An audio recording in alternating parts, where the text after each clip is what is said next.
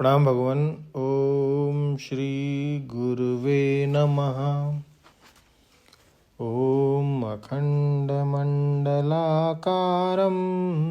व्याप्तं येन चराचरं तत्पदं दर्शितं येन तस्मै श्री गुरुवे नमः।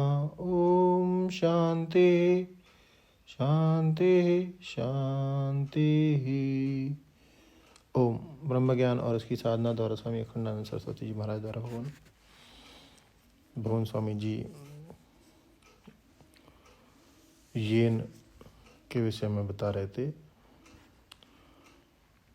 और यस्मात के विषय में कि येन माने जिससे और यस्मात माने जिससे। हिंदी में दोनों का अर्थ से हुआ तो बोले कहाँ येन बोलना चाहिए और कहाँ यतः बोलना चाहिए यह मालूम ही नहीं और व्याकरणाचार्य हो गए। यहाँ एक ही श्लोक में दोनों हैं। यतः प्रवृत्ति भूतानाम येन सर्वम इदम ततम। यह स्वयं पृथक वर्तते, जैसे चुंबक के सन्निधान से ही स्वयं अयस्कांत मणि से लोहा प्रेरित होता है। अयस्कांत मणि माने चुंबक, जैसे चुंबक के सानिध्य से लोहे में स्वयं गति होती है, ऐसे यतः प्रवृत्ति भूतानाम, जिससे सारी सृष्टि नाच रही है और जो स्वयं अपनी जगह पर बैठा है, अटल है और जगत की प्रवृत्ति हो रही है। और येन सर्वम इदम ततम, येन सूत्रेण इदम वस्त्रम ततम, जिस सूत्र से यह वस्त्र का ताना बाना बना है, भरपूर है, माने जो जगत का उपादान कारण है। इस संपूर्ण जगत का जो निमित्त और उपादान कारण दोनों हैं, अर्थात अभिन्न निमित्त उपादान कारण है, स्वकर्मणा तम अभिचर्यम सिद्धिम विन्दति मानवः। उसकी अपने अपने कर्मों के द्वारा अर्चना करके मनुष्य सिद्धि को प्राप्त कर लेता है। यह जो अभिन्न निमित्त उपादान कारण है, इसके बारे में विचार करना आवश्यक है, नहीं तो ज्ञान नहीं होगा।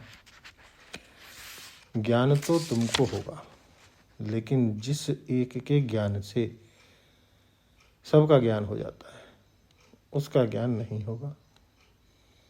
अगर सूत को नहीं पहचानोगे तो कपड़े को क्या पहचानोगे। तो इस जगत रूप वस्त्र का जो मूल सूत्र है, उसको पहचानना पड़ेगा। इसमें तो भक्ति करनी पड़ेगी। भक्ति पूर्वक जो तत्पदार्थ का अनुसंधान करता है, वह तत्पदार्थ के स्वरूप को जान जाता है और जान करके त्वम पदार्थ से अभेद भी जान जाता है। और जिसने तत्पदार्थ को ही नहीं जाना, वह त्वम पदार्थ को भी क्या जानेगा। इसलिए जो संप्रदायहीन, प्रक्रियाहीन उपनिषद विरुद्ध वेदांत का प्रतिपादन करते हैं, वे बुद्धिमान होंगे, उनको सब कुछ होगा, लेकिन वेदांत ज्ञान नहीं होगा। यह बात ध्यान में लाने की है, क्योंकि जगत के अभिन्न निमित्त उपादान कारण के साथ अपने स्वरूप का समन्वय हुए बिना सर्व आत्मबोध नहीं हो सकता। और जब सर्व आत्मबोध नहीं होगा तो आंख बंद करके थोड़ी देर के लिए बन जाओ दृष्ट साक्षी। हो लो दुनिया से अलग, फिर उसी दुनिया में तुमको पढ़ना पड़ेगा। अच्छा, अद्वैत बोध में क्या है? स्वातंत्र्य है, माने उसमें अलग रहने की जरूरत नहीं है। उसमें तो छूट पट्टी है, कूद पड़ो समुद्र में, डूबने का कोई डर नहीं है। समुद्र अपना आत्मा हो गया, सरोवर अपना आत्मा हो गया, उसमें कूद करके डरने की जरूरत नहीं है। दिन रात व्यवहार करो और दिन रात समाधि लगाओ।